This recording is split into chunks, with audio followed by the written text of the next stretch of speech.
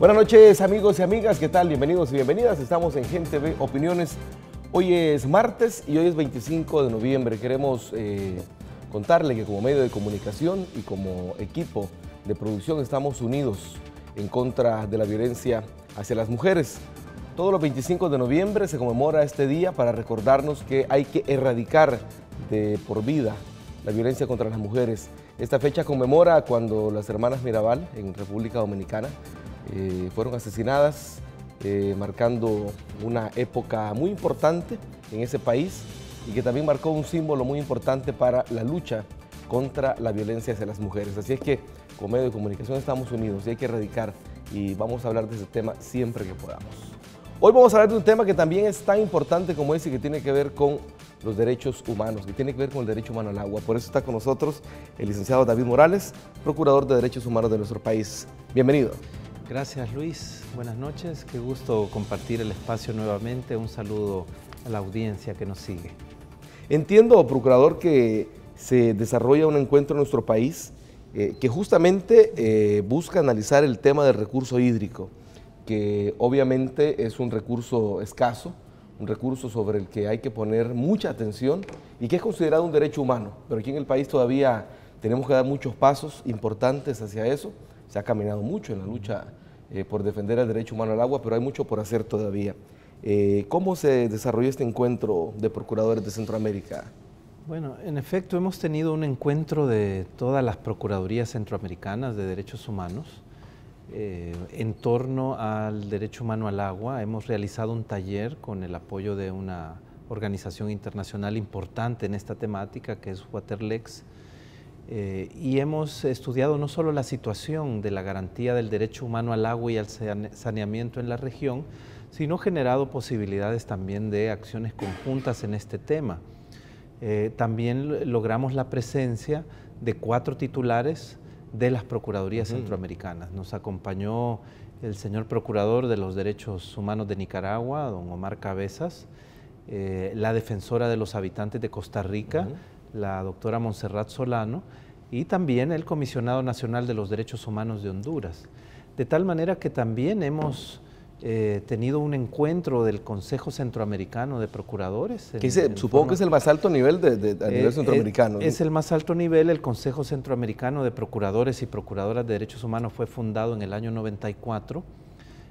Tiene toda una tradición, pero ahora estamos lanzando un nuevo momento del Consejo Centroamericano, en razón que se han renovado muchas de las titularidades en la región, y precisamente nos pronunciábamos también como Consejo Centroamericano en torno a la defensa del derecho humano al agua y al saneamiento, pero también en relación a otros importantes temas. Por supuesto, hicimos un posicionamiento en favor de la erradicación de la violencia contra las mujeres en torno al Día Internacional de la No Violencia, Día Internacional y Nacional. Lo conmemoramos doblemente las luchas de las mujeres y del movimiento de derechos humanos por erradicar la violencia en contra de las mujeres. Nos hemos pronunciado en solidaridad también y exigiendo investigación por el crimen de los 43 normalistas en Ayotzinapa, y también reaccionamos a las recientes medidas anunciadas de alivio migratorio por el presidente Obama. Este ha sido un posicionamiento del Consejo Centroamericano de Procuradores a través de estas 4 titulares que he mencionado, pero paralelamente hemos tenido también una declaración autónoma relacionada con la garantía, la defensa del derecho humano al agua y al saneamiento. Vamos por partes, porque entiendo que, bueno, todos los temas que se abordaron son de suma importancia. El tema de los 43 tiene indignado al mundo entero. Claro. Y por supuesto El Salvador no va a ser la excepción de países que se han pronunciado en torno a este tema. Pero hablemos del agua, procurador. ¿Cómo es la situación actual del derecho humano al agua en los países de Centroamérica? Bueno, tenemos una situación preocupante. Debemos tener en cuenta también que cerca del 40% de los bienes hídricos en la región centroamericana son bienes hídricos que tienen cuencas compartidas por diferentes países, es decir, la preservación del recurso de estos bienes hídricos es un propósito común, debe ser un deber común de todos los países y pueblos centroamericanos. Encontramos algunos avances importantes en materia de protección a este derecho humano fundamental. Por ejemplo, en Honduras y Nicaragua se ha reconocido a nivel constitucional y existen legislaciones específicas de protección al derecho humano al agua. Costa Rica cuenta con legislación, pero no con reconocimiento constitucional, y está tratando de avanzar en una ley para la administración del recurso hídrico que en este momento está estancada. En Guatemala todavía no tenemos los reconocimientos y tampoco en El Salvador. Por lo tanto, estamos en una situación de atraso en materia de protección. El escenario también del cambio climático y del corredor seco en la región, que están impactando en detrimento de la soberanía alimentaria, también generan estrés en los recursos hídricos. Según los expertos, El Salvador es uno de los países que está por entrar a una situación de estrés hídrico. Esto quiere decir que muy pronto la demanda será mayor al recurso disponible y entraremos en una situación de crisis en este sentido.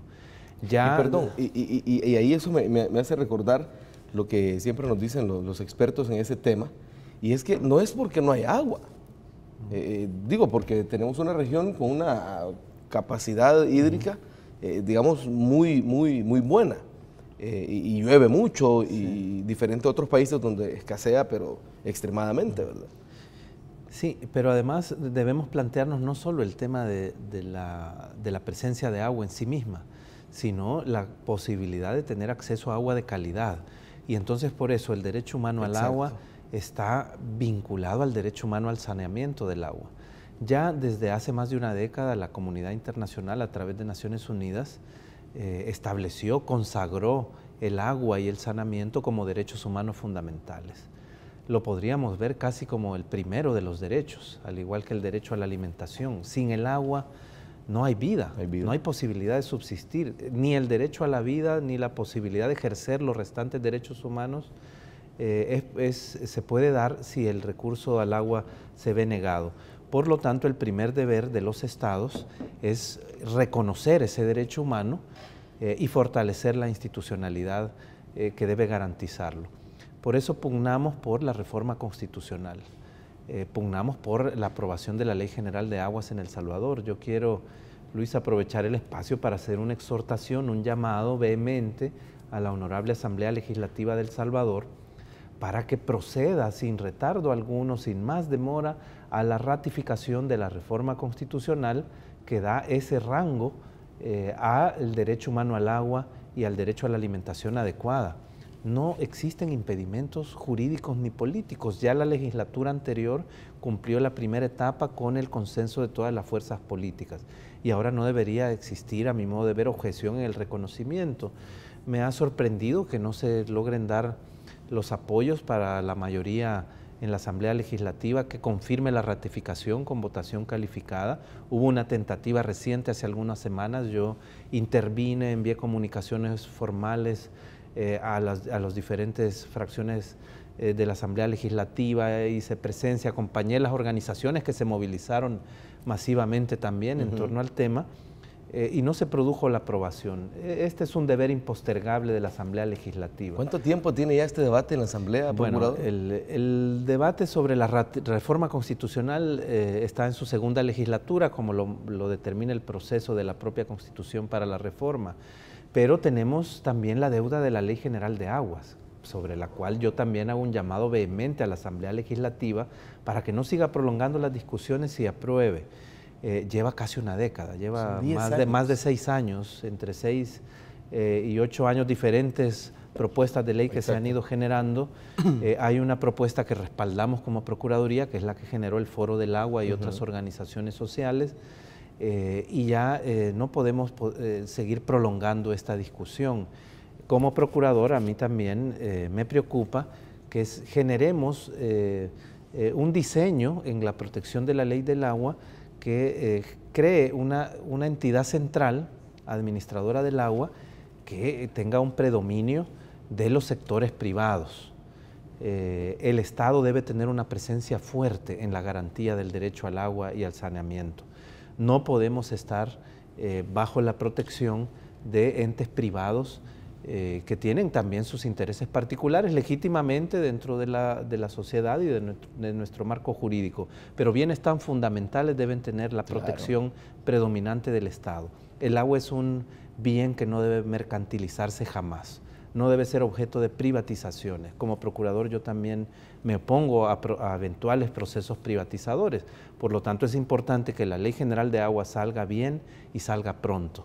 Esa es mi exhortación a la Asamblea Legislativa en este momento. Ahora, en Centroamérica, procurador, según lo que pudieron ver en el encuentro, ¿cuáles son las principales amenazas? ¿Será la privatización una de ellas? Bueno, en toda la región latinoamericana tenemos algunos procesos privatizadores, ¿verdad? En la región centroamericana también hay algunas afectaciones de este tipo.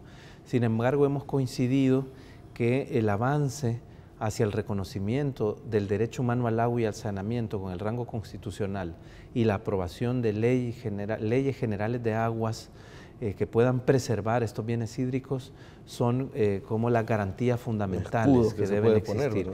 Pero también el fortalecimiento de instituciones que van a administrar el agua, que puedan generar la garantía operativa, ¿no? del pleno acceso a agua de calidad y que eviten el avance de procesos privatizadores. Todavía en Centroamérica tenemos un espacio para efectuar una adecuada garantía desde el Estado, a pesar que en algunos países se han dado algunas iniciativas privatizadoras, pero que todavía es posible garantizarlo más efectivamente. Así que en conjunto, todas las Procuradurías de Centroamérica hemos hecho un llamado vehemente a que se fortalezcan estas institucionalidades y los países que no han avanzado en reconocimiento constitucional y en legislación lo hagan. Y el posicionamiento de 4 Procuradurías de Derechos Humanos de Centroamérica, que estuvimos presentes en el taller sobre el derecho al agua, pues ya da un peso y una herramienta de trabajo de forma articulada con la sociedad civil. Hemos concluido el encuentro de los procuradores este día y de los equipos técnicos de las Procuradurías, y el día de mañana culminaremos el taller ampliándolo a la participación de las organizaciones de sociedad civil. Bueno, ya le hizo el llamado a los diputados, pero ¿cuál debería ser la actitud, procurador, de la ciudadanía con respecto a este tema, a la necesidad de la ratificación, a la necesidad urgente de contar con una ley? Bueno, la ciudadanía debe ser activa, debe ser demandante, debe estar informada. Yo motivo a la ciudadanía a documentarse sobre el tema. Sí debo decir que tenemos un movimiento social, un movimiento de organizaciones civiles muy fuerte, muy consciente, que lleva años empujando este tema. El Foro del Agua es uno de los espacios de lucha de sociedad civil por los derechos humanos, con énfasis en el agua y el medio ambiente, que ha llevado, dijéramos, acciones muy propositivas, muy constructivas, ha presentado incluso propuestas de ley acompañada de muchas otras organizaciones, y por supuesto como Procuraduría respaldamos esa lucha del Foro del Agua y otras entidades. Entonces es una fortaleza tener una sociedad civil organizada, pero debemos sumar.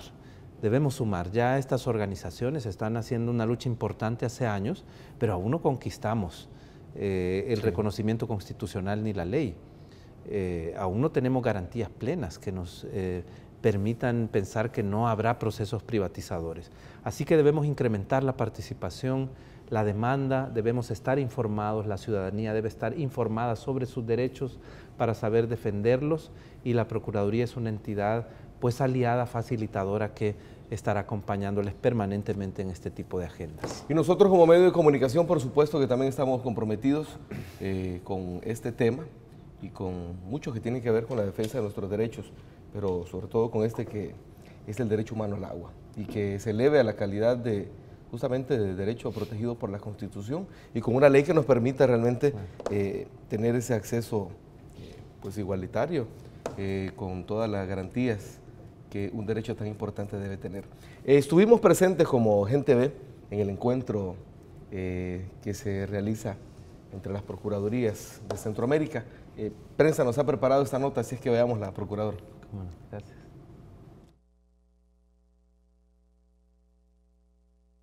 ¿La tenemos lista la nota, cierto? ¿No está lista todavía la nota? Bueno, ya está lista nota. Estuvimos presentes, insisto, en el Los procuradores encuentro. y procuradoras de los derechos humanos de la región se reunieron esta semana en El Salvador para discutir las temáticas de derechos fundamentales en los pueblos centroamericanos. En esta ocasión, el tema principal fue el derecho humano al agua. Al respecto, el procurador de los derechos humanos de El Salvador, David Morales, menciona algunos de los puntos que se abordaron en este encuentro.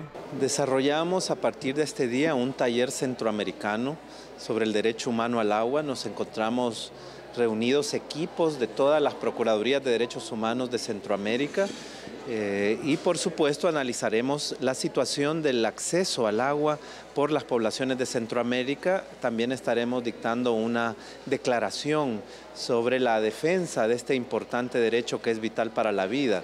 El derecho al agua debe fundamentarse en la legislación centroamericana como un derecho formal que implique una verdadera obligación de parte de las instituciones gubernamentales responsables de garantizar el acceso al recurso hídrico. La defensora del pueblo de Costa Rica, Montserrat Solano, menciona otras de las razones por las que Centroamérica debe estar unida en la defensa de derechos humanos fundamentales. Pensemos que el derecho al agua es esencial para la salud, para la vida, pero también para el desarrollo. Se ha logrado demostrar que en el acceso al agua potable por parte de las comunidades les permite precisamente generar mayor actividad productiva. El derecho al agua en El Salvador aún no se encuentra reconocido a nivel constitucional ni cuenta con leyes especializadas. La Ley Especial de Aguas ha tenido larga discusión en la Asamblea Legislativa sin tener aprobación definitiva, a pesar de una fuerte presión de las organizaciones sociales y de la misma Procuraduría para la Defensa de los Derechos Humanos. Bueno, continuamos conversando esta noche con el señor Procurador de los Derechos Humanos de nuestro país, David Morales.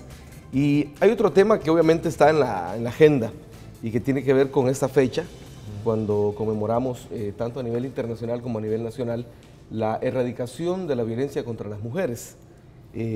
Una fecha que nos invita a todos y a todas a reflexionar en qué estamos haciendo y qué debemos hacer para dar pasos concretos en la erradicación de la violencia hacia las mujeres. Procurador, en este momento, ¿cómo analizan desde la Procuraduría la situación de la violencia hacia las mujeres? Bueno, la situación de violencia es gravísima y extremadamente preocupante. Las violencias en general, las violencias que sufren las mujeres en particular.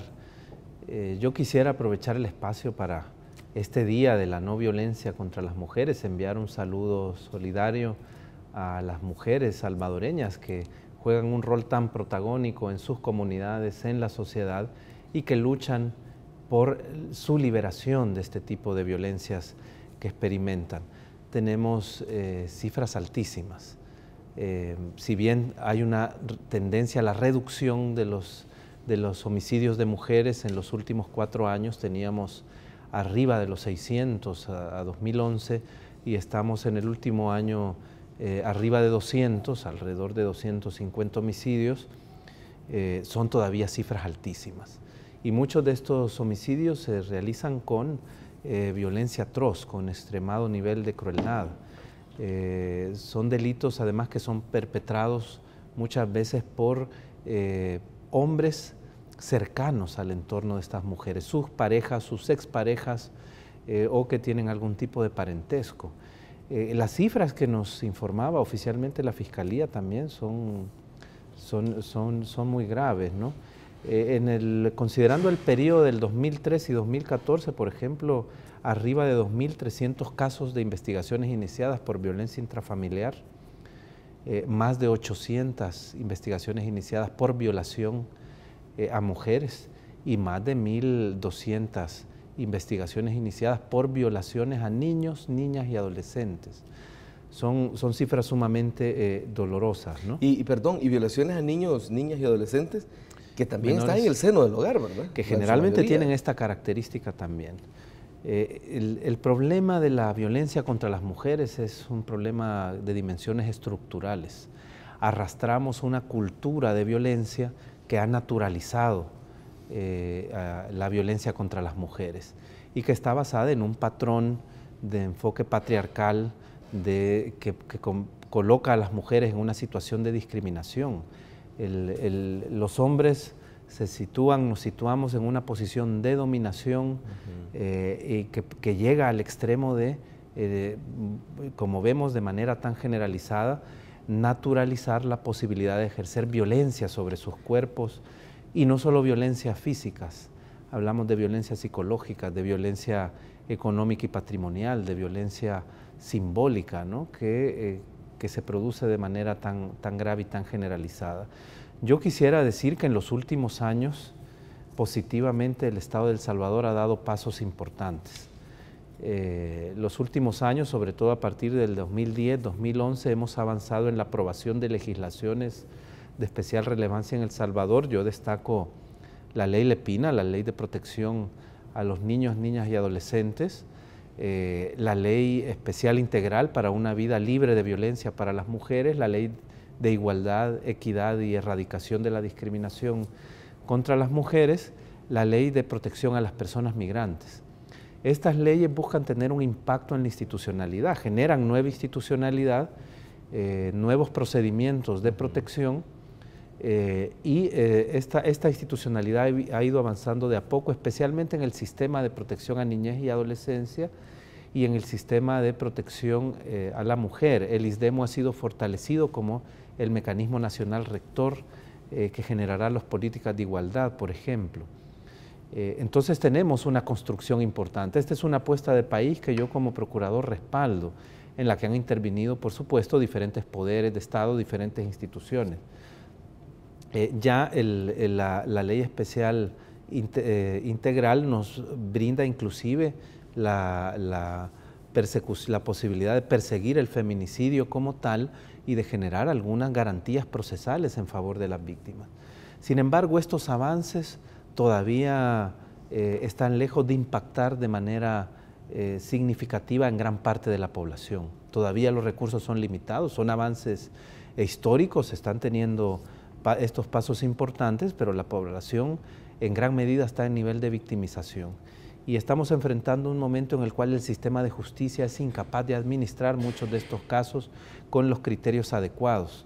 Como procurador yo he centrado mi preocupación en la actuación del sistema de justicia porque estamos teniendo denuncias muy frecuentes que en casos de violencia contra las mujeres el sistema opera con deficiencias en lógica de impunidad. Es decir, aunque tenemos un esquema de un sistema penal nacido del populismo punitivo, muy manodurista, muy restrictivo, en el caso de violencia a la mujer encontramos frecuentemente casos de beneficios a los agresores y por el contrario conductas de jueces o de funcionarios fiscales que revictimizan a las mujeres, que la culpabilizan, que señalan que es responsable en cierta medida porque no abandonaba al esposo que la golpeaba, cuando ella está en un ciclo de las violencias que he mencionado, física, psicológica, económica, etcétera, que la atrapa y la aprisiona en una condición de opresión muy grave. Este tipo de comportamiento lo encontramos recurrentemente en el sistema judicial. Yo estoy impulsando en este momento una investigación sobre casos ilustrativos a nivel nacional que nos reflejen este comportamiento del sistema judicial y derivaré de los resultados un esfuerzo por procesar si penalmente o administrativamente a jueces o funcionarios fiscales que se hayan comportado de esta manera, generando impunidad. Es uno de los escenarios que estamos enfrentando ahora. Perdón, quería apuntar ahí justamente porque el impacto, de entrada usted nos dice que es un tema cultural, con origen cultural, bien arraigado en nuestra cultura. ¿Y qué mensaje más negativo al hecho de que, bueno, se le abre un proceso judicial a un hombre agresor y el sistema lo termina beneficiando? Sí. Es decir, el impacto de eso claro, es tremendo, ¿no? Se cambia la tipificación del delito, no se aplica el feminicidio agravado, se va pues atenuando la responsabilidad. De pronto hay beneficios para medidas alternas a la prisión que no se aplican en gran mayoría de delitos graves, pero en casos de violencia contra la mujer encontramos que los aplican. Tuvimos un caso en el occidente del país en el cual el juez inclusive trató de bloquear la verificación de la Procuraduría para la Defensa de los Derechos Humanos y del ISDEMO en el caso, que terminó dando medidas casi sin fundamentos jurídicos en favor del agresor, que obtuvo su libertad, y con mucha agresividad, con mucha discriminación en el trato a la víctima. Y hablábamos de una víctima atacada con machete, que había sufrido lesiones gravísimas en su rostro y en sus brazos, al igual que una familiar, y que gozaba de medidas previas de protección judicial que no fueron cumplidas por el agresor, porque no hubo un acompañamiento adecuado de las instituciones. Frente a este caso, por ejemplo, yo estoy exigiendo un procesamiento del juez, que es el juez responsable. Realmente el problema tiene una dimensión estructural en el cual dijéramos una construcción insana, con un sentido patriarcal de dominación del hombre sobre la mujer, que impide el ejercicio efectivo e igualitario de los derechos entre hombres y mujeres, se ha apoderado de la sociedad, de las comunidades, de las familias. Los agresores se vuelven las propias parejas, integrantes de las propias familias, los padres respecto de sus hijas, y esto se está reproduciendo muchas veces en las instituciones. Entonces debemos hacer un esfuerzo por erradicar de la política pública, erradicar de las instituciones del Estado este tipo de patrones que justifican la violencia o la discriminación contra la mujer. Para esto, la misma legislación nueva que ya he mencionado nos obliga a las instituciones a impulsar unidades especializadas de atención, pero también políticas de género que una vez diseñadas sean transversalizadas en el comportamiento institucional. Yo quisiera compartir que estamos en un esfuerzo muy prioritario en la Procuraduría por generar una política de género que ya hemos definido fundamentalmente en varios ejes de trabajo, y por transversalizarla. Y esto pasará inclusive por cambiar la cultura, el comportamiento que tenemos los hombres de la propia Procuraduría de los Derechos Humanos en el trato con las mujeres usuarias y las compañeras de trabajo. Esto deberíamos estar haciendo en todas las instituciones del Estado para ser capaces de empujar una política pública de prevención y también de erradicación de la violencia. De lo contrario, tendremos operadores de la justicia o funcionarios públicos en las instituciones que reproducirán este patrón aunque tengamos una ley. Debemos cambiar mentalidades, cambiar las instituciones, condenar en todo momento la violencia contra las mujeres, promover los derechos humanos, empoderar a las mujeres en la defensa de sus derechos, en el conocimiento y defensa, pero también ser contundentes como Estado frente a los agresores. Todos estos son pasos indispensables para avanzar en la erradicación de un mal tan grande como es la violencia contra nuestras niñas, adolescentes y mujeres. Y lo terrible de la naturalización, ¿verdad? Que se vea eso como en la casa, como que está como bien que fuese que le pegue, normal, ¿no? Y entonces se vuelve parte de la vida cotidiana y va destruyendo desde la niñez nuestras niñas, nuestras adolescentes, las mujeres. Entonces es importante que avancemos en este proceso que ya el país ha iniciado, del nuevo marco legislativo, de las nuevas posibilidades de protección.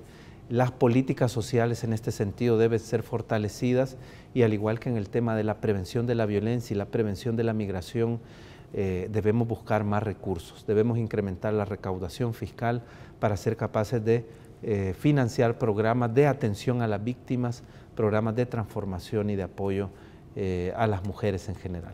En este caso, desde la Procuraduría, ¿qué tipo de atención se brinda a las víctimas de violencia, procurador? Bueno, nosotros recibimos quejas de víctimas que denuncian atenciones deficientes o abusivas de otras instituciones del Estado. También recibimos víctimas directas de la violencia que las debemos canalizar hacia las instituciones competentes. En el marco de mi gestión hemos logrado crear ya en la Procuraduría, que era una deuda pendiente cuando yo llegué, la unidad especializada de atención a mujeres víctimas de la violencia, que está además potenciando el funcionamiento de la unidad de género institucional, que no tenía tampoco el apoyo suficiente anteriormente. Hemos generado la nueva política de género, como ya mencionaba, y el enfoque fundamental que debemos retomar es el enfoque de la defensa y promoción de las autonomías de la mujer, su autonomía física, su autonomía económica, su autonomía para la toma de decisiones. Por eso también estamos respaldando la lucha de las mujeres políticas, que también sufren una discriminación en nuestro sistema político y electoral. Precisamente en este momento tenemos un respaldo, un acompañamiento a la Asociación de Mujeres Alcaldesas, Regidoras y Síndicas del Salvador, Andrisas, que también acompañadas de otras organizaciones se están esforzando por reformas en el sistema electoral que garanticen su plena participación. Incluso el escenario de los consejos plurales está abriendo posibilidades de discriminación que lleven a que la participación de la mujer en estos cargos o acceso a los cargos públicos se vea disminuido. Ya tenemos estándares bajísimos, 26% el caso de las mujeres regidoras, 11% las mujeres alcaldesas, 18% síndicas. Entonces esto difícilmente aumentará al menos al estándar básico que ha establecido la nueva reforma de la ley de partidos políticos del 30%, si no hay una actuación en este momento decidida del Tribunal Electoral de garantizar la inclusión de las mujeres en las planillas electorales para los consejos municipales, garantizando pues la cuota del 30%. Aspirábamos a una legislación más clara, hubo algún avance en las semanas recientes, pero estaremos defendiendo también esta agenda, porque es la agenda de la defensa de la autonomía de las mujeres en la toma de sus decisiones, y es de altísima relevancia su acceso a los cargos públicos, su acceso a la definición de políticas públicas a través de estos cargos. Y como siempre, Procurador, ¿cuál debe ser la actitud de la ciudadanía, la gente que nos está viendo esta noche, con respecto a este tema de la violencia hacia las mujeres? Bueno, yo llamaría principalmente a la población masculina, a los hombres, a que no promovamos la violencia, que nos abstengamos de ejercer la violencia en sus diferentes dimensiones, que hagamos un esfuerzo por replegar, por deconstruir masculinidades violentas que hemos arrastrado desde nuestra formación en la niñez. Pero también a las mujeres debemos motivarlas a empoderarse de sus derechos, a conocerla, a motivarlas a que si son víctimas de la violencia deben denunciar, deben buscar protección. A los funcionarios y funcionarias públicas, sobre todo, a ejercer su función pública desde una práctica de no discriminación y sobre todo que busquemos darle el mayor cumplimiento posible a la ley especial integral contra la violencia, a la ley de igualdad y equidad, que ya no se impone obligaciones específicas para funcionar como sistema, pero también dentro de las instituciones y en nuestra labor pública con el criterio de la no discriminación y la defensa de las mujeres frente a la violencia. ¿Algún llamado especial para los empleados del sistema judicial que tienen en sus manos esa, la posibilidad de plano impartir justicia en este tema? El llamado fundamental es que celosamente apliquen ya los criterios de las garantías procesales que la ley especial integral establece, que son al menos ya algunos parámetros básicos para el trato no discriminatorio de las mujeres víctimas de violencia dentro de los procesos judiciales que se ventilan.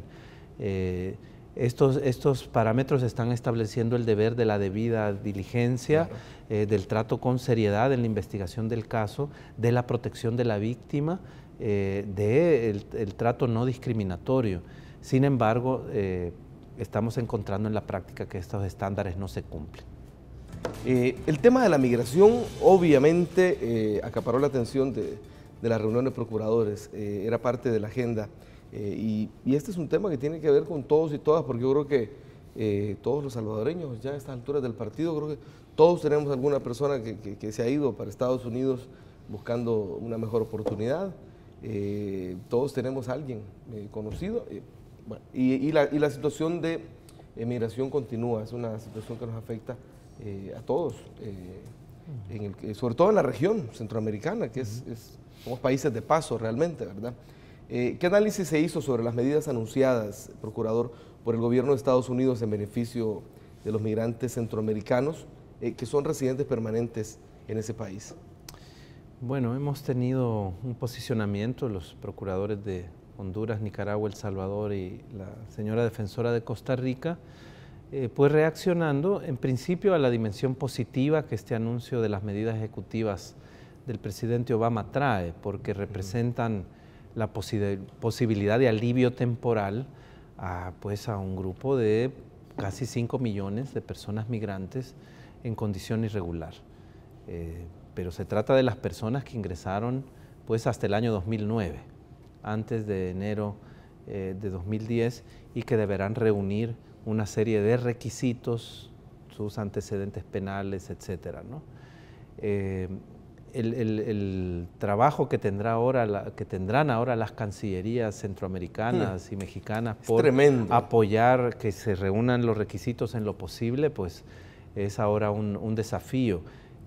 Nuestra población TPS no entra en ese rango, que era una población que consideramos pues privilegiada para recibir algún tipo de beneficios. Entonces este tema lo saludamos, permitirá, por ejemplo, evitar separaciones familiares, que son una verdadera tragedia, ¿no? La separación de muchos padres y madres que están en condición irregular, pero sus hijos nacieron en Estados Unidos y son ciudadanos, etcétera, ¿no? Entonces, esta dimensión es muy positiva. Sin embargo, debemos también contrapesar, y eso lo manifestamos en nuestra declaración, que el problema requiere de soluciones de medidas más integrales desde los Estados Unidos. Medidas que vayan buscando la regularización migratoria de muchas más personas allá, que son poblaciones no solo grandes, sino que productivas y positivas para la economía de esa gran nación.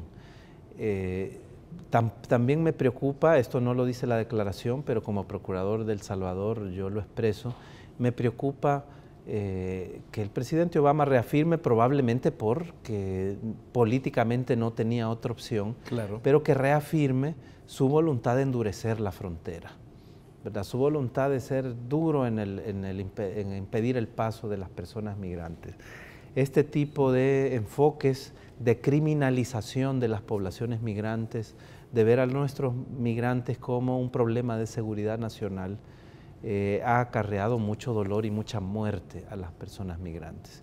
Nosotros manejamos en la Procuraduría, en asocio con la Cancillería, con el Comité de Familiares de Migrantes Salvadoreños Desaparecidos y el equipo argentino de antropología, un banco genético para la identificación de compatriotas migrantes no identificados que fallecieron en el camino. Y realmente la tragedia que ocurre en el cruce de los desiertos, en la violencia que ejerce el crimen organizado, o sea, que tengamos que estar buscando migrantes desaparecidos, migrantes asesinados, migrantes fallecidos en esta circunstancia debido a que deben clandestinizarse, caer en las manos del crimen organizado porque son criminalizados por su sola condición de migrantes por las políticas migratorias en el norte continental, en México y los Estados Unidos concretamente, es todavía una dimensión de trato inhumano a estas poblaciones. Por lo tanto, aunque esta parte no se haya incluido en la declaración, como procurador de derechos humanos yo sí retomo esta preocupación. Anteriormente los procuradores centroamericanos veníamos dando un seguimiento y un posicionamiento frente a la crisis de la niñez migrante que se evidenció en el primer semestre de 2014. Y seguimos acompañando esa agenda. Y tuvo un impacto muy importante, creo que la ciudadanía cobró más conciencia aún de lo difícil y de la situación tan complicada que significa enviar a los niños, ¿no? Como usted decía, Luis, somos un país que la tercera parte de su población está en el exterior. Algunas estimaciones refieren que el 80% de toda esa población en el exterior está en los Estados Unidos.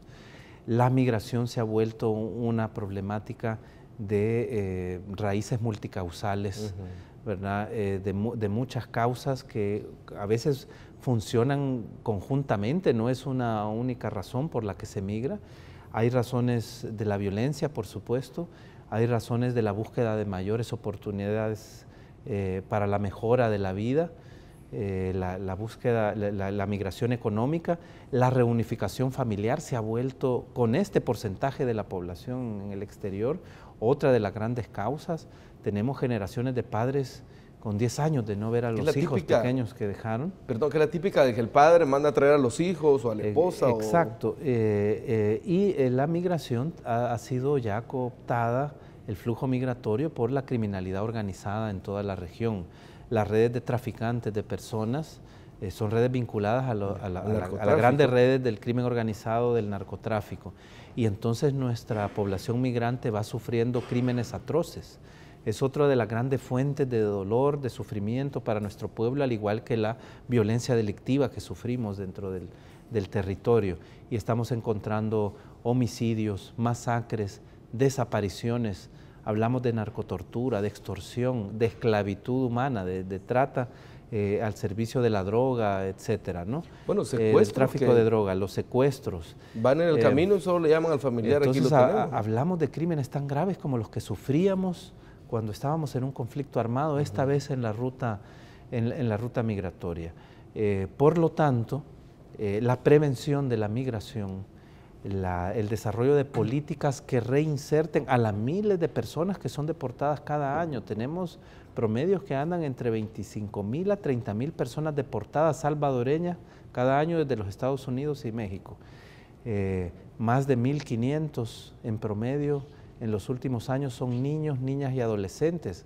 Esto se duplicó a más de 3.000 en esta crisis del año 2014, del primer semestre del año 2000. Lo que llevamos del año, llevamos ya cifra tan elevada. Por lo tanto, hablamos de un fenómeno masivo, no solo de salida, sino de retorno forzado a través de la deportación. El Salvador también aquí, como en el tema de los derechos de las mujeres, está intentando construir una apuesta importante. Aprobó en 2011 la ley con migrantes, la ley de protección a las personas migrantes, que crea un Consejo Nacional que ya debe generar las políticas, no solo de protección humanitaria a quienes van en el tránsito o retornan, sino las políticas de reinserción de la población deportada, del esfuerzo territorial por construir proyectos de desarrollo local que prevengan la migración y que puedan construir también una cultura de arraigo, porque ese es otro, también tiene una dimensión cultural la migración. Definitivamente. No se va solo estrictamente por una causa, pero a veces estas causas no necesariamente están impactando en el joven o la joven que va a migrar. Hay ya una visión cultural de la migración como la respuesta, la oportunidad única para desarrollarse en la vida. Bueno, hay cipotes que ya no quieren trabajar ni estudiar porque, bueno, entonces, ya me van a claro, mandar a traer. la violencia puede estar golpeando fuerte, no necesariamente están sus padres en los Estados Unidos, a lo mejor hay oportunidades de cierta actividad productiva remunerada en el país, pero se migra, ¿verdad? Estas causas operan de manera también conjunta, generando una especie de violencia estructural sobre las personas que le impulsan a migrar. Es muy similar y vinculado en ese sentido al tema de la violencia.